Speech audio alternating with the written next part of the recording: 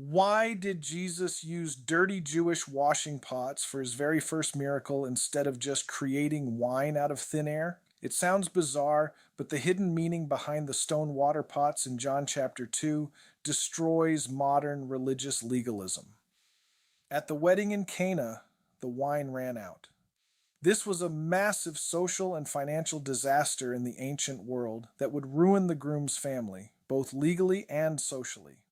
When Mary asks Jesus for help, he points to six massive stone water pots sitting in the courtyard.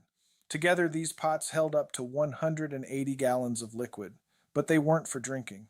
They were used strictly for the endless, repetitive hand washing rituals required by the strict Jewish religious law. They were made of heavy stone instead of clay because stone supposedly could not absorb ceremonial impurity. These heavy, cold stone pots perfectly represented the Old Testament law.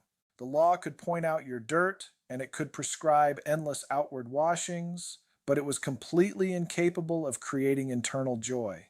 It was a heavy system of behavioral modification, not internal transformation.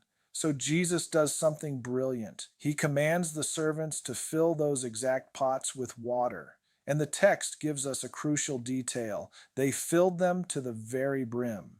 This isn't just a throwaway line. For centuries, skeptics have tried to claim this was a parlor trick, similar to pagan temples that used hidden pipes to mix water and wine to fool worshippers. But because the pots were filled to the absolute brim, there was zero empty space left to sneak in a secret bladder of wine or colored syrup. The miracle was undeniable.